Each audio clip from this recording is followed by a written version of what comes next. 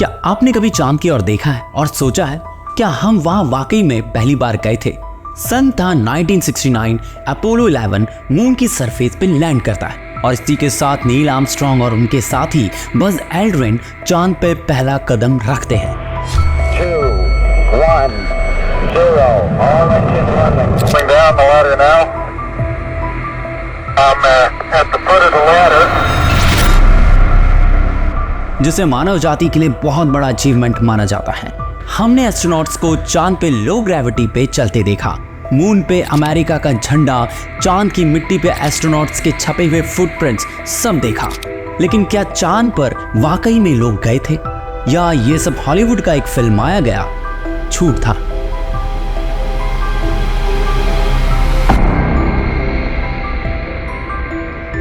ऐसा कहने के पीछे कई वजह हैं जो कि इंटरनेट में सब जगह सर्कुलेट हो रही हैं। कई लोग इस लैंडिंग को लेकर नासा और अमेरिका की गवर्नमेंट पे सवाल उठाते हैं, जैसे कि उस दिन नासा ने जो तस्वीरें पब्लिश की थी उनमें लाइट सोर्स एक ही था, हमारा सन।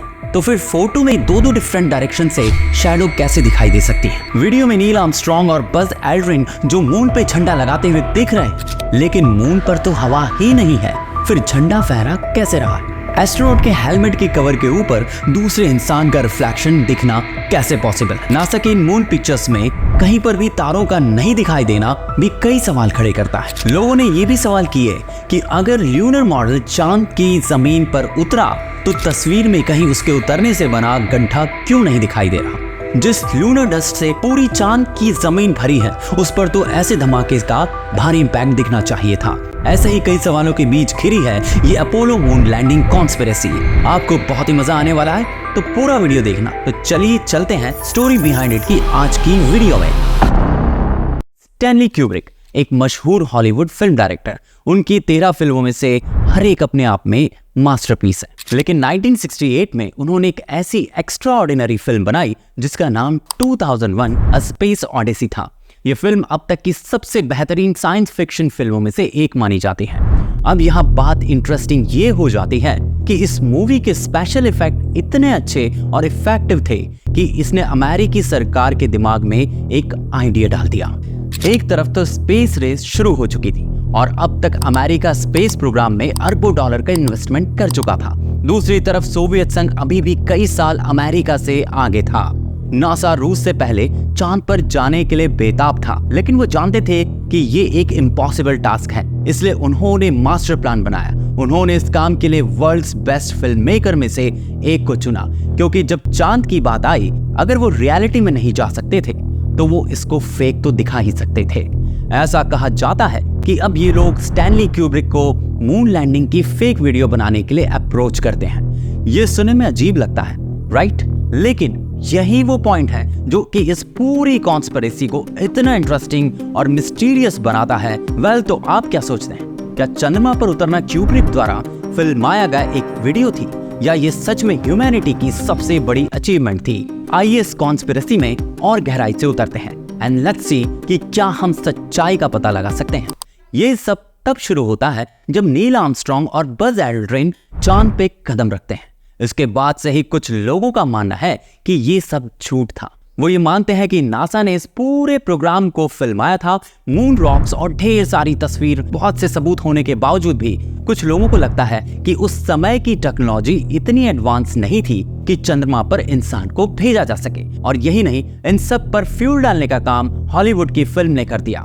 जेम्स बॉन्ड की फिल्म डायमंड्स आर फॉरएवर में एक जगह मून पर उतरने के सेट को दिखाया गया है जिसमें कि मून लैंडिंग की शूटिंग हो रही होती है। इसके बाद फिल्म कैप्रिकॉर्न 1 में कैसे मूवी में उन्होंने मार्स पर जाने का नाटक किया और लगभग दुनिया भर के कई लोगों ने इस मूवी को देखा। इस वजह से भी कुछ लोगों को ये लगता है कि चांद पर जाने वाला मिशन भी उसी तरह फेक था। हम सभी ने वो फुटेजेस देखी हैं जो क्लियर नहीं है, जिनमें ग्रेन्स है, लो रेजोल्यूशंस हैं, जिसमें एस्ट्रोनॉट्स का लो ग्रेविटी में बाउंस होते हुए चलना, अमेरिकी फ्लैग का वहां पर प्लांट करना, मून की सरफेस से मून रॉक्स इकट्ठे करना और अमेरिकन प्रेसिडेंट का एस्ट्रोनॉट से मून पर बात करना। लोगों को ये सब ठीक वैसा ही लग रहा था जैसे कि एक फिल्म में दिखाया जाता है। अब आपके मन में भी ये सवाल आ रहा होगा कि इसमें कॉन्स्पिरेसी खड़ी हो, ऐसा तो कुछ वेयर्ड नहीं है, इट्स अ कॉमन थिंग, ये एक कोइंसिडेंस भी तो हो सकता है। यस, आप सही हैं। लेकिन अब ये देखिए, 2016 में नासा के एस्ट्रोनॉट डॉन पैटिट का एक इंटरव्यू सोशल मीडिया में लोगों के बीच बहुत वायरल हुआ, जिसमें जब एक इंटरव्यूअर ने उनसे पूछा कि अब इंसान को मून पर क्यों नहीं भेजा जाता, तो उन्होंने इसका जवाब दिया कि हम चाहें तो मून पर जा सकते हैं, लेकिन प्रॉब्लम ये है कि हमारे पास अब वो टेक्नोलॉजी नहीं है जो तब हुआ करती थी। I'd go to the moon in a nanosecond. The problem is we don't have the technology to do that anymore. We used to, but we destroyed that technology, and it's a painful process to build it back again. जिसके बाद इस conspiracy पे यकीन रखने वाले लोगों ने NASA के मून लैंडिंग को लेकर और भी सवाल उठाना शुरू कर दिया। इस इंटरव्यू के बाद लोगों का बिलीफ और ज्यादा पक्का होने लगा कि 1969 की मून लैंडिंग नासा और अमेरिकी गवर्नमेंट का कोई कवर अप था और एक बड़ा झूठ था, जैसा कि वो एरिया 51 के मामले में किया करती है। लोगों ने कहा कि ऐसा कैसे पॉसिबल है कि इतनी बड़ी और इंपॉर्टेंट टेक्नोलॉजी ऐसे ही खो जाए, या नासा ने संभाल के ना रखी हो, जिसमें हजारों लोग दिन रात काम कर रहे हो, इतना पैसा लगा हो, जिसमें बहुत ज्यादा रिसर्च लगी हो, क्या उसे ऐसे ही डिस्ट्रॉय कर दिया गया था या वो गुम हो गई? Is that possible? नासा कुछ तो है जो छुपा रहा है। 1980 के दशक की ओर बढ़ते हुए जब ये कॉन्स्पिरेसी थ्योरी की चर्चा लगभग गायब सी होने लगी, फिर इसने 1990 के दशक के एंड में इंटरनेट के आने के साथ एक धमाकेदार वापसी की। सन 2000 के मिड तक ये कॉन्स्पिरेसी थ्योरी यंगस्टर्स के बीच एक बार फिर पॉपुलर होने लगी। उन्होंने मून लैंडिंग इज रियल और फेक इस टॉपिक पर फिर से बहस छेड़ दी। वो सवाल करने लगे कि क्या वाकई में इंसान चांद पर गए थे। 1960 का दशक था। स्पेस रेस में सोवियत यूनियन सबसे आगे चल रहा था। उन्होंने ही सबसे पहला सैटेलाइट स्पुतनिक बनाया, लॉन्च किया और स्पेस रेस में भेजा। फिर यूरी गगैरिन को अंतरिक्ष में जाने वाला पहला इंसान बनाया। उनकी बैक टू बैक अचीवमेंट जारी थी, लाइक स्पेस में पहला जानवर, पहली महिला एस्ट्रोनॉट और भी बहुत कुछ। अमेरिका की पोजीशन इस मामले में ठीक नहीं थी। इवन उनके रॉकेट्स उड़ान भरने में भी फेल हो रहे थे।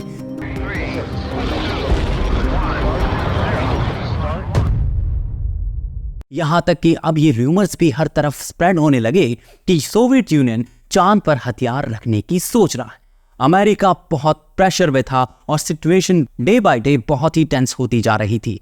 चाहे कुछ भी हो जाए, अमेरिका ये कंपटीशन नहीं हार सकता था, क्योंकि उसकी सुपर पावर होने की इमेज दांव पर लगी थी।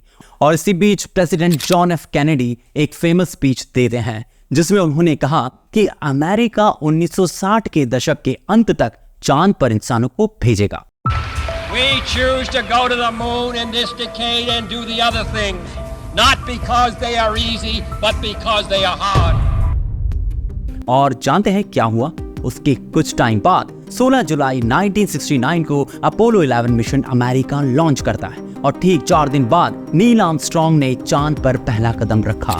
आपको ये याद होगा, हमने कहा था कि कुछ ही सालों में अंतरिक्ष की खोज में अमेरिका रूस से पीछे चल रहा था, लेकिन फिर अचानक उसने सबको पीछे छोड़ दिया। इतनी जल्दी कामयाबी मिलने पर बहुत से लोगों को यकीन नहीं हुआ। उनको लगा कि ये सच नहीं हो सकता और उन्होंने तस्वीरों को और फुटेजेस को खंगालना शुरू कर दिया कि कुछ तो गड़बड़ जरूर है।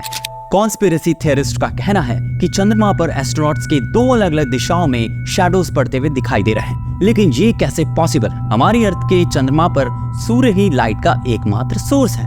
आमतौर पर एक सिंगल लाइट सोर्स के साथ किसी भी ऑब्जेक्ट की शैडो सीधी और पूरी तरह से डार्क होती है, लेकिन चंद्रमा की तस्वीरों में हम मोस्टली शैडोज को डिफरेंट डायरेक्शंस में या यहाँ तक कि एक दूसरे से परपेंडिकुलर पाते हैं। ये बहुत बड़ा कंफ्यूजन क्रिएट करता है, सवाल खड़े करता है। ये किसी फिल्म स्टूडियो के सेट की तरह दिखाई देता है जहां मल्टीपल लाइट सोर्स होते हैं। इस बात को भी पॉइंट आउट किया जाता है कि एस्ट्रोनॉट्स पे लाइट नहीं पड़ रही थी, वो छाया पे खड़े हैं, तब भी वो अच्छे से कैसे दिखाई दे रहे हैं, जबकि वहां पर तो बहुत ही डार्क और हार्श शैडो पड़ती दिखाई दे रही। ऐसा लगता है कि वहां पर फिल लाइट का इस्तेमाल किया गया है। जैसे कि हम सभी ने देखा है, फोटोशूट या वीडियो शूट के टाइम पर फोटोग्राफर्स या वीडियो मेकर्स फिल लाइट को यूज करते हैं। फिल लाइट का इस्तेमाल आमतौर पर उन एरियाज को हल्की सी लाइट दिखाकर एक्सपोज करने के लिए किया जाता है जो एरिया शैडो से कवर हो रखा हो, और इन इमेजेस में भी ठीक ऐसा ही कुछ हुआ नजर आ रहा है। अब इस फोटो को देखिए, एस्ट्रोनॉट्स के हेलमेट के शीशे में लाइट की एक सीधी लाइन दिखाई दे रही है। दूसरी इमेज में भी दिख रहा है, जो कि कुछ स्टूडियो लाइट की तरह से दिख रहा है, जिसके बार्न डोर्स ओपन हुए लग रहे हैं। और इस इमेज में मून की सरफेस में पड़े इस रॉक जैसे दिखाई देने वाली चीज पर अंग्रेजी का अल्फाबेट C लिखा हुआ दिखाई पड़ रहा है, जो कि एक लेबल या एज अ मार्क के तौर पर यूज किया गया है। क्या क्रू फोटो लेने से पहले लेबल हटाना भूल गया होगा? और ये भी तो पॉसिबल नहीं है कि उस पत्थर पर उनके आने से पहले C लिखा हुआ पड़ा हो। Not possible. एक बार जमीन पर उतरने वाले मॉड्यूल की तस्वीर देखें। क्या इसमें पहाड़ बहुत दूर लग रहे हैं, या ऐसा लगता है जैसे कि ये स्टूडियो में शूट किए गए हों? जब हम इन पहाड़ों के बारे में बात करते हैं तो ये कहा गया था कि फोटो वास्तव में कई मील दूर से ली गई थी। अगर ऐसा है तो सेम बैकग्राउंड क्यों है? क्या उन्होंने सेम बैकग्राउंड का ही यूज किया होगा, जिससे ये चांद पर उतरने की तस्वीरों को असली बताने पर सवाल उठता है? क्योंकि चांद पर उतरने वाले लैंडर की तस्वीर में पीछे की पहाड़ियां हर बार एक जैसी दिखाई देती हैं, भले ही तस्वीर अलग अलग जगहों से ली गई हो। कहा जाता है कि 1968 में बनी फिल्म 2001 अ स्पेस ऑडिसी में इस्तेमाल किए गए स्पेशल इफेक्ट्स और रियल मून लैंडिंग की फुटेजेस के बीच कई सिमिलरिटीज आपको देखने को मिल जाएंगी। और नासा ने भी मून के कुछ मॉकअप्स मॉडल भी बनाए रखे थे। गवर्नमेंट ऑफिसर रम्सफेल्ड खुद स्टैनली क्यूब्रिक से बात करने इंग्लैंड जाने को तैयार हो गए, क्यूब्रिक से एक डील करने के लिए। और उसी शाम वो हेनरी किसिंजर के साथ इंग्लैंड के लिए रवाना हो गए। पहले तो क्यूब्रिक ने उन्हें इनकार कर दिया, लेकिन वो क्यूब्रिक को एग्री करने में लगे हुए थे। हम आपसे सिर्फ एक ही मदद मांग रहे हैं, आप हमें सिर्फ एक वीकेंड के लिए अपने स्टूडियो की चाबी दें। बस थोड़ी सी फिल्म बनानी है और कुछ फोटोज लेनी है, और हम मंडे मॉर्निंग तक सब कुछ वापस वैसा का वैसा ठीक कर देंगे जैसा कि पहले से था। फिर किसिंजर ने क्यूब्रिक से उनकी तारीफ करते हुए कहा कि उनकी बनाई फिल्म डॉक्टर स्ट्रेंजलव प्रेसिडेंट निक्सन की सबसे फेवरेट फिल्मों में से एक है। आखिरकार क्यूब्रिक मान गए। अब ये फेक फुटेज इंग्लैंड में बोरेहमवुड के पास एनजीएम स्टूडियो में शूट की जानी थी। अब ये जो शूट होने वाला था, इसमें अजीब बात ये थी कि इसे बनाने में बहुत कम लोग शामिल थे। सिर्फ 2 टेक्नीशियन और 2 एक्टर ही बताए जाते हैं। और ये बात भी कही जाती है कि ये 2 टेक्नीशियन और एक्टर असल में CIA एजेंट हो सकते थे। से शक होता है कि इस डॉक्यूमेंट्री को बनाने में इन लोगों का कुछ तो बहुत ही सीक्रेट इंटेंशन रहा होगा। कुछ लोगों का मानना है कि फिल्म मेकर स्टैनली क्यूब्रिक ने अपनी एक फिल्म द शाइनिंग में इस बारे में हिंट दी है। इस फिल्म में स्टैनली ने हिडन मैसेजेस डाल रखे हैं और ये हिंट दी है कि उनका मून लैंडिंग में कहीं ना कहीं इन्वॉल्वमेंट है। अब इस सीन में एक छोटा बच्चा लाल ट्रक से खेल रहा है। बच्चे का वो शॉट, वो ट्रक जिस सरफेस पे खड़ा है, उसका डिजाइन किसी छोटे से नासा लॉन्च पैड की तरह दिख रहा है। और गौर कीजिए, उसकी स्वेटर पर लिखा है अपोलो 11। कहानी में आगे लड़का डैनी उठता है और रूम नंबर 237 की तरफ जाता है। आप सोच रहे होंगे कि रूम नंबर 237 में क्या स्पेशल बात है। कुछ लोगों का मानना है कि चांद पृथ्वी से 2,37,000 मील दूर है। हालांकि चांद का एग्जैक्ट डिस्टेंस 2,38,855 माइल्स है, जो कि उसके आसपास का ही है। और डैनी का रूम नंबर 237 में होना उसे चांद पर जाने वाले मिशन से जोड़ता है, ऐसा कॉन्स्पिरेसी थियरिस्ट का मानना है। चांद पर जाने की फोटोज और वीडियोस में आसमान में कोई तारे नहीं दिखते हैं। अर्थ पर एटमॉस्फेयर की थिक लेयर होते हुए भी आसमान में स्टार्स कुछ इस तरह से दिखाई देते हैं, लेकिन चांद पर तो ऐसा एटमॉस्फेयर नहीं है जो तारों के व्यू को ब्लॉक करे। तो चांद पर तो तारे बहुत अच्छे से दिखाई देने चाहिए। इन तस्वीरों में तारों का न होना कुछ लोगों के मन में ये डाउट पैदा करता है कि चांद पर जाने की बात झूठी है और ये सब अर्थ पर किसी स्टूडियो में फिल्माया गया था। नासा इतनी बड़ी मिस्टेक कैसे कर सकता है? ऐसा कहते हैं कि स्पेस में स्टार्स उनके लिए बड़ी प्रॉब्लम खड़ी कर सकते थे। ऐसा इसीलिए क्योंकि तारों की पोजीशन और नक्शे की मदद से न सिर्फ ये पता चल सकता है कि फोटो कहाँ ली गई है, बल्कि ये भी पता चल सकता है कि वो किस दिन और किस वक्त ली गई है। इसीलिए चांद पर जाने की फेक तस्वीरों में शायद तारों को निकाल दिया गया होगा। ल्यूनो मॉडल जो चांद पे उतरा, उसके इंजन में 3000 पाउंड का थ्रस्ट होता है और चांद की सतह बहुत बारीक धूल से ढकी हुई है। अगर ये सब है तो फिर इंजन के नीचे जमीन पर कोई निशान क्यों नहीं बना? और क्या आसपास हर जगह धूल नहीं बिखर जानी चाहिए थी? यहाँ तक कि स्पेसशिप का स्टैंड भी साफ और शाइन करते हुए दिखाई दे रहा। इसका मतलब या तो स्पेसशिप वहां पर पहले से रखा गया था या फिर उसे किसी क्रेन की मदद से धीरे धीरे नीचे उतारा गया होगा। कुछ लोगों के लिए ये इस बात का सबूत है कि क्रेन का इस्तेमाल किया गया था। जब एस्ट्रोनॉट्स चांद पर उतरने वाले मॉड्यूल से अलग होकर वापस पृथ्वी की तरफ जाते हैं तो ध्यान से देखिए, मॉड्यूल अलग होता है और एस्ट्रोनॉट्स धीरे धीरे वापस ऊपर की ऑर्बिट में चले जाते हैं। 99, proceeded, 3, 2, 1, ignition. Right away, Houston. Vector good. Ag thought. Pitch over. Roger, you have good thrust. और देखिए कितनी धीमी गति से चल रहा है। इंजन से निकलने वाला धुआं, गैस जो भी हो कहाँ है, इसको ऊपर ऑर्बिट तक ले जाने और ऊपर उठने में क्या चीज मदद कर रही है। अगर आप इस फुटेज को गौर से देखेंगे तो ये कुछ ऐसा लग रहा है ये चीज किसी तार पर या रस्सी पर बंधी हुई है और थोड़ी सी हिल रही है। वैसे फुटेज चांद पर शूट किसने की होगी?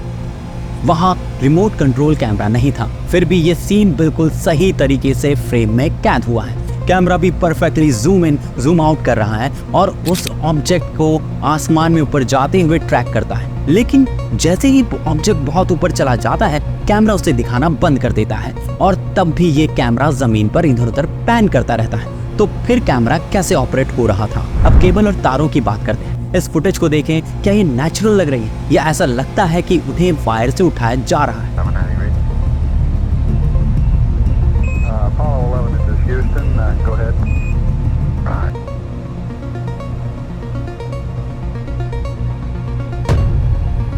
फिर ये फुटेज आती है जिसमें नील और बज एल्ड्रिन अमेरिकी झंडा लगा रहे हैं और अगर वहां हवा नहीं है तो झंडा कैसे लहरा रहा है? हमें बताया गया कि झंडे को सीधा रखने के लिए एक एल्यूमिनियम की ट्यूब लगाई गई, लेकिन तब भी तो झंडा बहुत तेज हिल रहा है।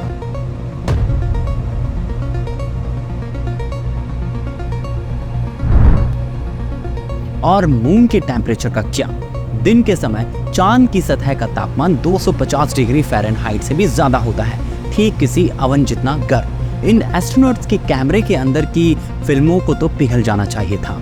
तो ये सवाल उठाए जाते हैं कि कैसे मून लैंडिंग के टाइम कैमरे से फिल्म शूट की गई।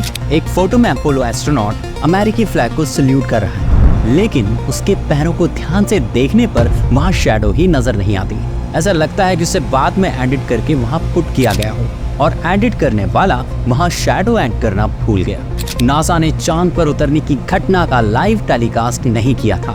कॉन्स्पिरेसी थ्योरी के मुताबिक नासा ने चांद से वीडियो सिग्नल लिया और उसे एक स्क्रीन में प्रोजेक्ट किया, फिर टीवी स्टेशनों ने अपने कैमरा से उसी स्क्रीन को फिल्माया होगा। अब क्योंकि टीवी स्टेशन सीधे चांद का लाइव टेलीकास्ट तो नहीं कर सके, इस बात को लेकर लोगों के मन में डाउट हो गया कि असल में चांद पर उतरना हुआ भी या नहीं। क्यूब्रिक की ओडिसी और डॉक्यूमेंट्री में दिखाई गई बातों को आसानी से समझाया जा सकता है। दरअसल जो भी फोटो सबूत दिखाए गए हैं वो बहुत ही लो रेजोल्यूशन वाली तस्वीरें हैं, जिनको शायद इंटरनेट से उठा लिया गया होगा। अब अच्छी बात तो ये है कि हाई रेजोल्यूशन वाली तस्वीरें आसानी से मिल जाती हैं, इसलिए जब आप ल्यूनर लैंडस्केप की लो रेजोल्यूशन वाली इमेजेस देखते हैं तो आपको शायद फोरग्राउंड और बैकग्राउंड के बीच में सेपरेशन दिखाई दे।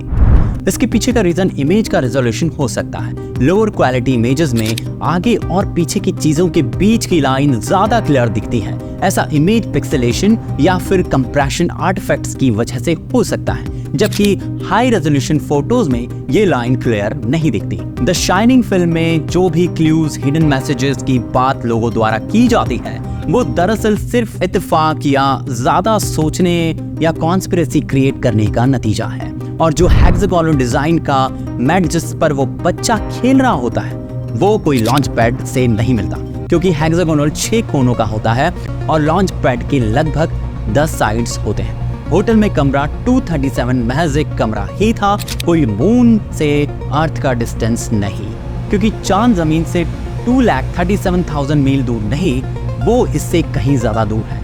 पृथ्वी और चांद के बीच की लगभग दूरी 2,38,855 मील के करीब है।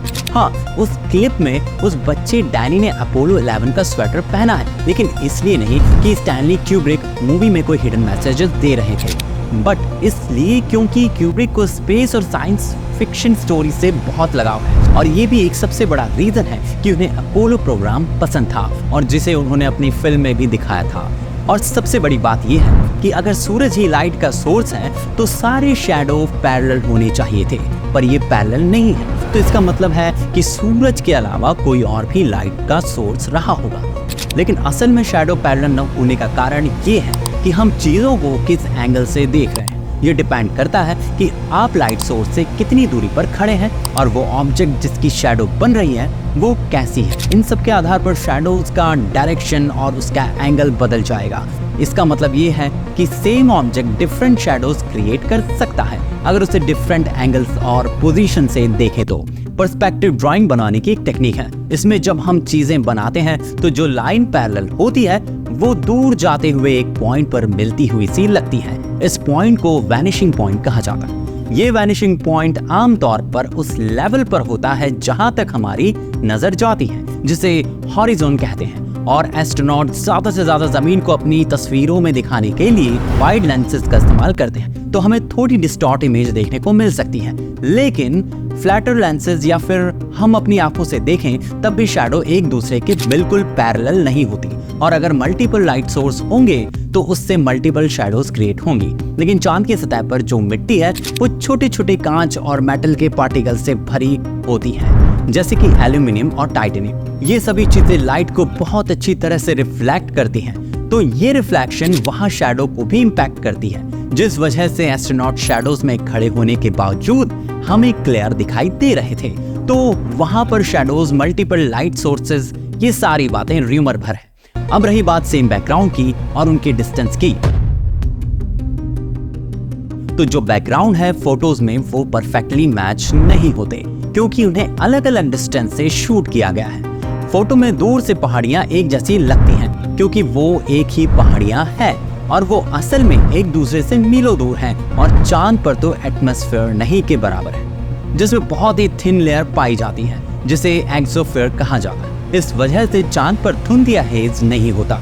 हमारी अर्थ थिक एटमॉस्फेयर वाली है और हम इसी वजह से दूर की चीजों को पहचानते हैं कि वो कितनी धुंधली दिखती है और कितनी दूर। दूसरे शब्दों में हम कितने एटमॉस्फेयर के पार देख रहे हैं, ये चीज मैटर करती है। अब चांद पर जहाँ धुंध नहीं है वहाँ दूर और पास की चीज दोनों ही करीब लगेंगी। ये एक ऑप्टिकल इल्यूजन है जिसे हमारी आंखें देखती हैं। चांद की तस्वीर में भले ही आसपास काला दिखता है, कोई भी तारे उसमें नहीं दिख रहे हैं, लेकिन ये ध्यान रखना जरूरी है, ये तस्वीरें चांद पर दिन के समय ली गई हैं और चांद की जमीन बहुत चमकीली होती है। तो मून के लैंडस्केप की इमेज लेने के लिए कैमरे में खास सेटिंग की गई, जिससे कि ब्राइट सरफेस और सीनरी को परफेक्टली कैप्चर किया जा सके, ताकि फोटोज रिफ्लेक्शन की वजह से न ओवर एक्सपोज हो न अंडर एक्सपोज। तो यही वजह है कि चांद की फोटो में स्टार्स नहीं दिखाई दे रहे।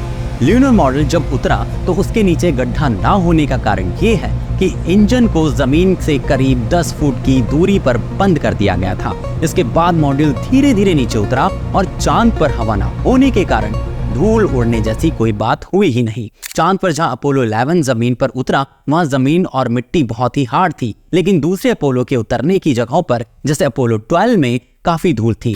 हवा न होने की वजह से ही अमेरिकी फ्लैग नहीं हिल रहा था। हालांकि झंडे में लगे एल्यूमिनियम के रॉड काफी स्प्रिंगी होते हैं, इसलिए जब उस फुटेज में झंडा छुआ जाता है तो थोड़ी देर के लिए फ्लैग में मूवमेंट होती है, लेकिन जब ये एक जगह पर अच्छे से सेटल हो जाता है तो 1 इंच भी नहीं हिलता। ल्यूनर मॉडल के अलग होने का वीडियो लेने के लिए एक कैमरा इस्तेमाल किया गया था। इस कैमरे को दूर से ऑपरेट किया गया था, यानी किसी अंतरिक्ष यात्री ने सीधे वहां जाकर डायरेक्ट शूट नहीं किया था, या फिर किसी स्टूडियो में नहीं बल्कि रिमोट से ही कंट्रोल किया गया था। स्पेस मिशन में रिमोट ऑपरेशन ऑफ कैमरा एक कॉमन बात है। आई होप आपको आइडिया आ गया होगा कि पूरा मैटर क्या है, लेकिन ये सब अब आप पे छोड़ते हैं कि आप क्या मानते हैं कि क्या सच में इंसान चांद पे गया था? हो सकता है। और क्या नासा ने चांद में कुछ ढूंढ लिया है? Yes. My name is Carl Wolf, and I was a precision electronics photographic repairman with a top secret crypto clearance. In mid-1965, I was loaned to the Lunar Orbiter project at NASA on Langley Field. I was taken into the laboratory where the equipment was malfunctioning. I couldn't repair it in the dark. I asked to have it removed. Airman second class was in the dark room at that time. I was also in Airman second class. About 30 minutes into the process, he said to me, in a very distressed way, by the way, we've discovered a base on the backside of the moon. And then he proceeded to put photographs down in front of me, and clearly in these photographs were structures, mushroom-shaped buildings, spherical buildings, and towers. And at that point, I was very concerned because I knew we were working on compartmentalized security. He had breached security, and I was actually frightened at that moment. And I did not question him any further. And a few moments later, someone did come into the room. I worked there for 3 more days, and I remember going home and naively thinking, I can't wait to hear about this on the evening news. And here it is, more than 30 years later, and I hope we hear about it tonight. And I will testify under oath before Congress that what I'm saying is the truth. मेरे ख्याल से बीते 50 सालों में हम चांद पर वापस नहीं गए हैं। इसका कारण चांद पे जाने की इंटरेस्ट की कमी, पैसों की कमी या वैन एलन रेडिएशन बेल्ट नहीं है। वहाँ वापस ना जाने का कारण शायद वहाँ मिली किसी चीज से जुड़ा है जो बहुत लंबे समय से वहाँ पर है। आपको क्या लगता है? हमें कमेंट बॉक्स में जरूर बताएं। और वीडियो अच्छी लगी हो तो प्लीज एक लाइक, शेयर, सब्सक्राइब करके जाइए ताकि हम आपके लिए और भी ऐसी इंटरेस्टिंग वीडियो लेके आए। मिलता हूँ आपसे अगली वीडियो में, तब तक के लिए जय हिंद।